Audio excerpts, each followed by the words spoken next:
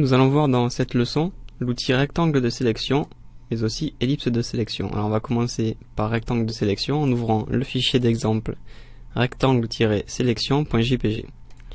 Alors c'est une image du photographe Yves Collat et on va se servir du rectangle de sélection pour rajouter un cadre et une légende à l'image. Alors je sélectionne le rectangle de sélection et je vais me placer en haut à gauche de l'image, cliquer, glisser en bas à droite et lâcher. Alors en fait, plutôt que de sélectionner l'intérieur, nous ce qu'on veut c'est avoir le cadre, et je vais volontairement passer par une méthode un peu alternative pour vous montrer plusieurs méthodes de sélection. Donc maintenant, pour avoir mon cadre ici, tout autour de l'image, je vais passer par sélection intervertir. Alors on voit les petites fourmis sur l'extérieur de l'image et sur le cadre à l'intérieur. Donc maintenant, je vais créer un nouveau calque et remplir en noir. J'ai produit un cadre noir. Alors en fait, moi je voulais aussi rajouter une légende en bas, c'est-à-dire je voulais avoir un peu plus d'espace noir en bas. Donc je vais revenir en arrière, réintervertir. Et donc maintenant, si je veux avoir plus d'espace noir en bas, il faut que j'enlève de la matière à ma sélection pour que quand j'intervertisse, le cadre soit plus large en bas. Alors je vais resélectionner le rectangle de sélection et je vais presser la touche Alt. Alors l'outil se positionne en mode soustraction de sélection, c'est-à-dire que tout ce que je dessine maintenant sur la sélection courante va se soustraire à la sélection courante. Alors par exemple, tout en maintenant Alt, je clique, je glisse vers la droite, je descends et je lâche. Et j'ai donc enlevé ce rectangle à la sélection actuelle. Donc maintenant je peux rajouter mon calque comme tout à l'heure, intervertir à nouveau et cliquer à l'intérieur. Voilà, si maintenant je désélectionne, j'ai bien un cadre autour de mon image et un peu d'espace en bas pour faire une légende. Je vais nommer mon calque bordure noire. Alors je vais vous montrer, avant de passer à la suite, une petite astuce. Si par exemple vous avez un rectangle de sélection, ou même n'importe quelle sélection, mais là je vais faire un rectangle de sélection, et que vous savez précisément quelle est la taille de la sélection que vous souhaitez, alors je vais me placer en pixels pour que ce soit plus simple.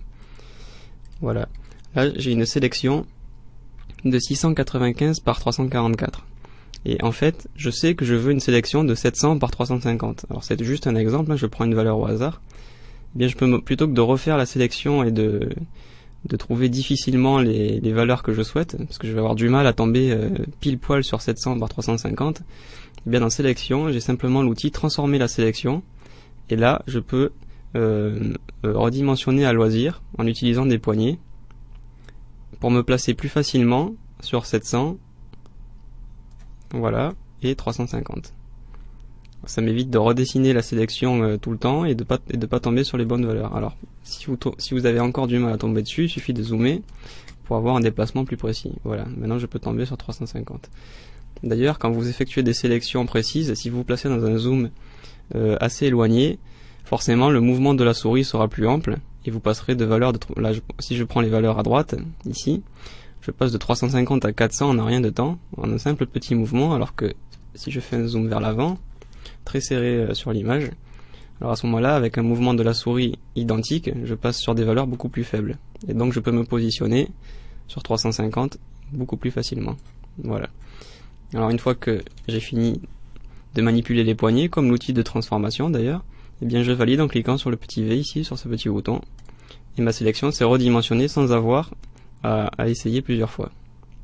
Voilà, ça c'était juste pour l'astuce, parce que nous on a eu le cadre que l'on souhaitait. Alors en fait, je vais vous montrer l'outil rectangle de sélection une rangée. C'est en fait tout simple, c'est pour produire une sélection qui fait simplement un pixel. Alors je vais créer un nouveau calque, et on va faire un liseré blanc en bas dans la légende. Alors je vais zoomer, voilà. Si maintenant je glisse, j'ai une sélection qui fait un pixel. Elle ne peut faire qu'un pixel avec cet outil. Donc voilà, je la positionne à peu près au milieu de mon rectangle, à peu près au milieu de ma légende, et je vais remplir en blanc. Alors il y a d'autres méthodes pour produire des liserés et des cadres, mais là, comme on fait une leçon sur les outils de sélection, j'en profite pour vous montrer avec ce type d'outil. Voilà, je désélectionne et j'ai un liseré blanc que j'ai produit grâce à l'outil rectangle de sélection une rangée. Alors il est assez rare de l'utiliser, mais par exemple ça peut servir à ça. Alors, je vais nommer mon calque liseré, première trouvée. Voilà. Alors je dézoome. Hop. Je vais prendre l'outil texte et je vais simplement titrer l'image du nom du photographe. Et je vais vous montrer une petite astuce pour aligner des calques en fonction d'une sélection. Alors ça a l'air un peu barbare mais c'est très simple. Voilà, je vais titrer mon image du nom du photographe.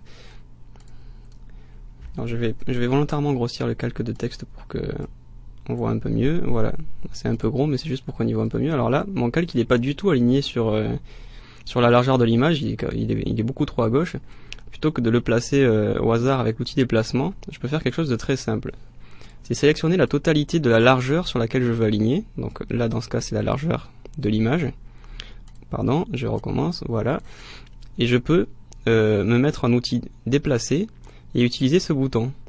Alors à présent, en fait, si je clique sur le calque If Cola, que j'ai cette sélection active, et que je clique sur le bouton aligner au centre, il va simplement m'aligner le calque If Cola au centre de la sélection.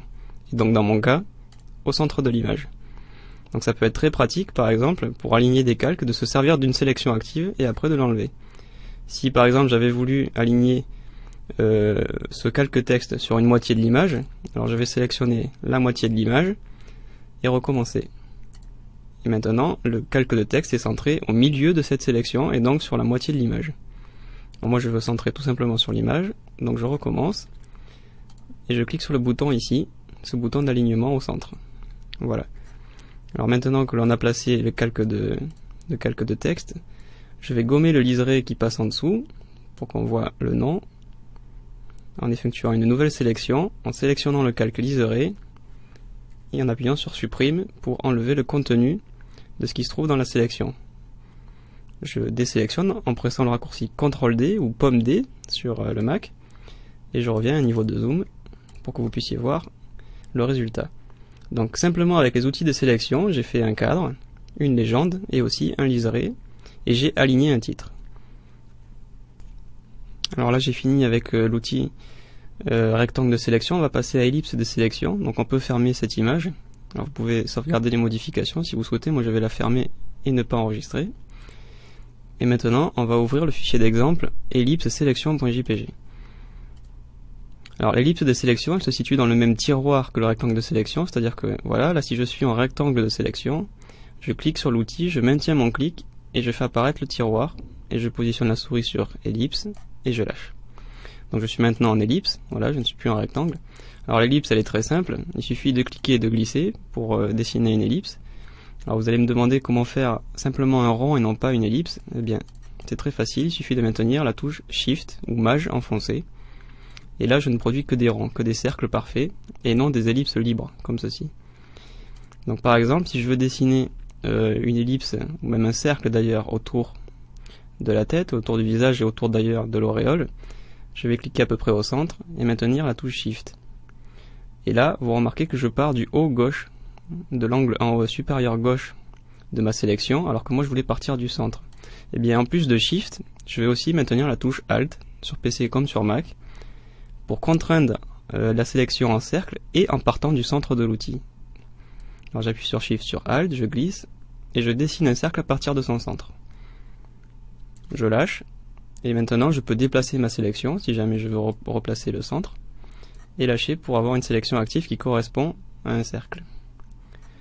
Alors en fait on va faire un truc très simple pour cet exemple.